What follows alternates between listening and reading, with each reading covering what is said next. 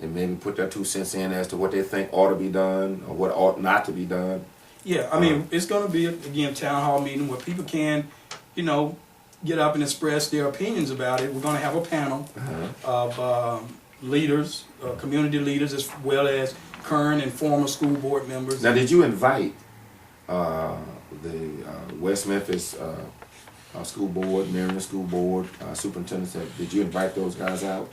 Yeah, well, let me do that now, and Yeah. I'm going to do a public announcement Yes. early this week. This is obviously Sunday, so we're going to do it. Did you send anything to the paper? I'm going to do a press release tonight. I did call the paper Friday, and I'll do a press release tonight, and hopefully they can get it. Now, let me say this, and I hope that the paper will run this, because I think it's in the best interest of the citizens of our area, because it allows full citizen participation. That's what democracy is all about. But now, the paper, which I've called, and many of us call the evening crimes, and we do that not just to be ugly, but the paper has been a hostile entity to the things that we've been trying to do, and to even me personally, because I have been told by more than one reporter or editor from the paper that we're not going to print anything that you say. And when we send press releases and stories, and when we send even announcements just by simple meetings, they won't print them. So what's to say they're going to print what you say? Well, I mean, I don't know, but I am going to. I mean, it is their paper. It is. Now, I've been told that they have some federal regulation that requires that they do certain things, and I don't know quite how that works. And because my position is that, I'm a big proponent, as you know, of doing for self. So if the paper won't print what I need printed, then we'll print it ourselves, and we'll get it out ourselves. That's why we're here now. If someone won't provide services for me, then good, I'll provide them for myself. And my argument has always been, do for yourself, and then you won't be a victim. I don't know, and you and I have talked, and I think you feel similarly. So anyway, that meeting again is going to be at the Eugene Woods Civic Center, and that's at 212 West Pope, and that's Thursday evening, 6 p.m. At 6 p.m. That's January 26th. We can say be there, be square. That's a little dorky, isn't it? Who says I wasn't dorky? And I got a couple of questions to ask, and I'm going to let you go. Now, when I read the paper, I hear people say, well, Hubert Bass is a troublemaker, he's a racist.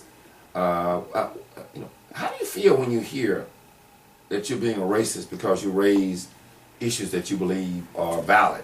What do you think when people say that? Does it bother you, or does it just go with the territory? Well, I think it just goes with the territory. I do feel like I'm in good company, though. I mean, they call Dr. King a racist, Malcolm a racist. These people were in somewhat totally on two separate ends of a spectrum, but both of them were called racist because they wanted what was good and for their people. So I think a lot of people are just. I think a lot of people are afraid of change. I think a lot of people are afraid that whatever privileges that they may now enjoy, based on race or sex or economic status, I think that when someone calls out and says that there's something wrong, inappropriate about that, I think that they feel threatened, and so they project their prejudices back upon that person and try to apply a label to you, so that you won't appear to be legitimate in what you're saying. How did your family, your children? I know you have 4 children, a wife, and you like all the rest of us, you work every day, try to get the light bill paid, and try to keep food on the table. How does it make your family feel when they label you as this provocateur or this bad man? I mean, I know that you were on the city council several years ago, and that's when I first started into Hubert Bass. He makes me sick, or Hubert Bass, he ought to shut up, or he ought to mind his own business. And I always thought it was odd when people say you should mind your own business when you are an elected official.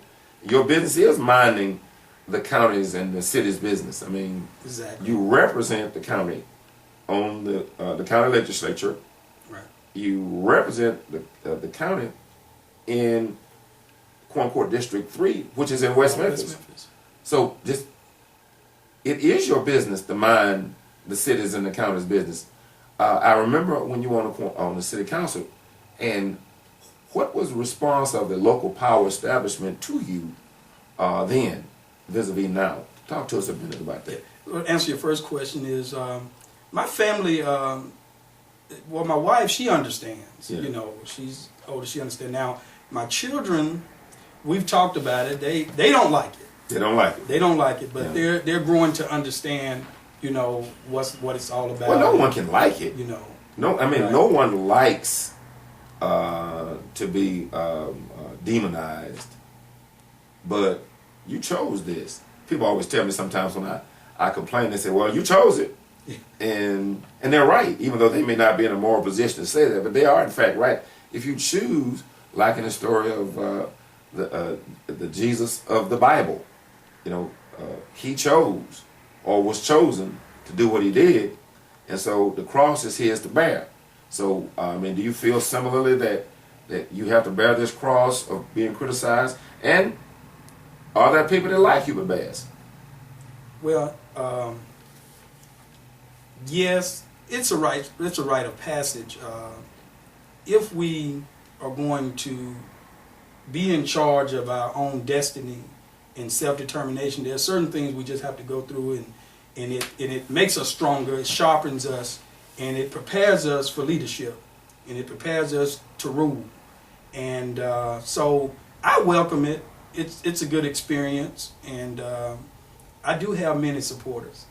I do. Well, I hear a lot of people saying great things about you. As Frederick Douglass would say, you can't have the ocean.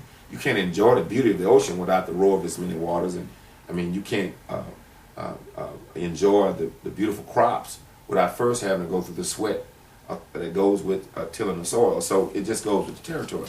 I'm gonna ask you a couple of questions. And I'm gonna let you get out of here. I know you've got some other things to do, and I don't want to wear you out because we're gonna have you back for some other shows, I'm sure. Because we can probably this thing about West Memphis and Marion School Districts is probably going to go on and on. But I wanted to ask you, since we know that the power establishment doesn't like you, and that's clear, the paper has stated they've called you ignorant and incompetent, which I thought was weird. I mean, I've never once heard or seen where the paper or any of the people that make these horrendous arguments against you, I've never heard them present a plausible argument or a reason. They said that they're against the Human and Civil Rights Commission, but they never said why. They never gave us a 1, 2, 3 that this would upset the county, would cost too much money, that in fact it would hurt race relations. I've never heard any of these things. They just make those statements. As a matter of fact, the crimes specifically said that Hubert Bass is ignorant and incompetent.